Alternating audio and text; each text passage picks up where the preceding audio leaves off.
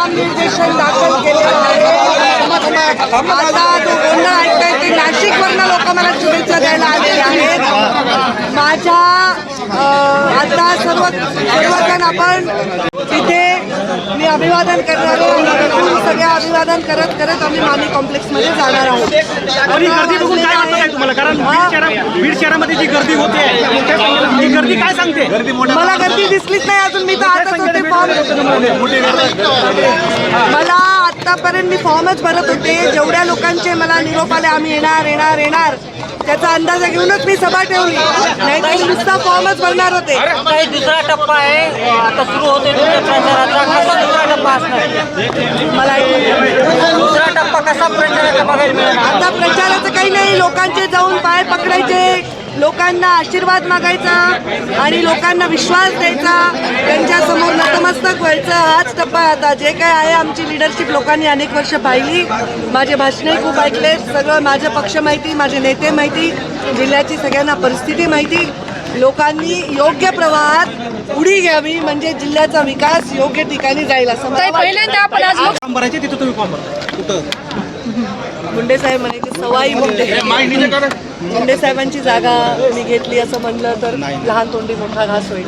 पण त्यांची कमी न भासू देण्याचं एवढं कर्तव्य मी पार काढायचा प्रयत्न केलेला आहे.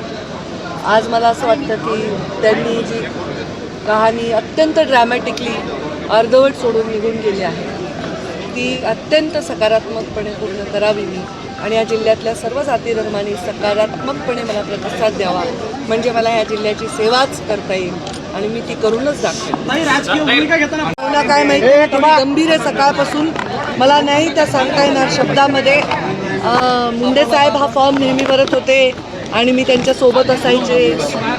एक प्रचाराचे सगळी खांद्यावर जबाबदारी घ्यायचे. प्रीतमताई जेव्हा भरायच्या तेव्हाही मी प्रचारक मुख्य असायचे. स्वतःचा फॉर्म भरून स्वतःही निवडणूक ओढायची माझ्यासाठी पण एक वेगळा अनुभव आहे. निवडणूक ओढणं हा अनुभव जुनाच असला तरी मी उमेदवार आहे हा एक वेगळा अनुभव आहे. थोडी नक्कीच मी गंभीर आहे कारण मला बरेच जण विचारतात आज तुम्ही नेहमीसारख्या फ्रेश दिसत नाही. तर मला ते शब्दात नाही वर्णन करता येणार. ज्या जागेवर मुंडे साहेब होते त्या जागेवर मलाच प्रत्यक्ष स्वतःला जायचा योग तुमच्या आशीर्वादाने मिळाला तर. ताई आर्यमन त्याचा तो नेहमी सोबत असतोच. फक्त आता तो एवढा मोठा झाला की तो तुम्हाला दिसायला लागलाय. 6 फूट 2 इंच झालाय. तो माझ्या फॉर्म भरण्यासाठी मला सरप्राईज देण्यासाठी आलाय. मलाही माहीत नव्हतं. आधी अचानक कळलं काही वादळ झाले तिकडे त्याच्यामुळे. तर तो परत जाणार आहे. त्याची परीक्षा आहे. तो रात्री 4 वाजेपर्यंत अभ्यासच करत होता कारण त्याला माझ्या फॉर्म भरण्यासाठी माझ्यासोबत उभं राहायचं.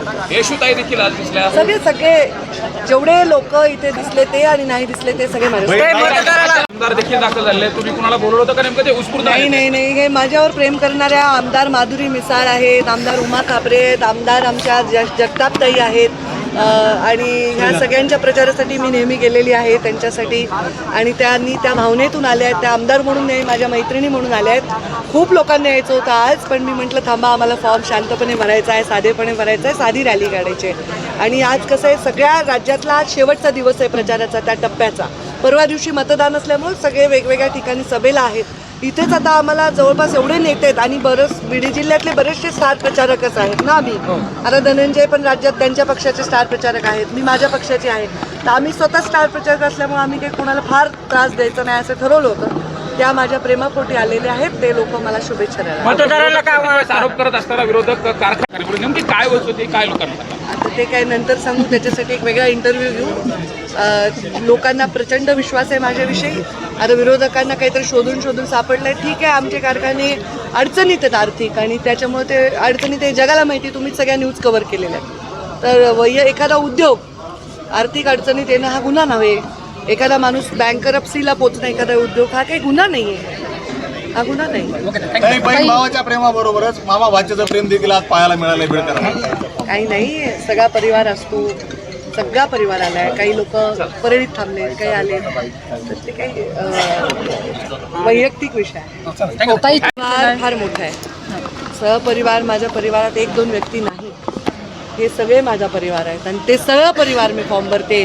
ते जे रस्त्यावर चौकात गर्दीचं सगळ्या ठिकाणी उभी आहे ना, हे माझं परिवार आहे. प्रभू वैद्यनाथाचं देखील दर्शन घेतलं, तसेच स्वर्गीय गोपीनाथ मुंडे यांच्या समाधीचं देखील दर्शन घेतलं. काय साकडं घातलंय, काय आशीर्वाद मागले? भावनिक झाला होता ताई तुम्ही त्या ठिकाणी भावनिक काही साकडं नाही घातलं. मी भावनिकेसाठी झाले, कारण माझी आई तिथे आली होती मला दही हातावर घालायला, कारण तिला ते बाबांच्या साक्षीने घालायचे होते म्हणून ती आली होती. तो आमचा वैयक्तिक क्षण आहे.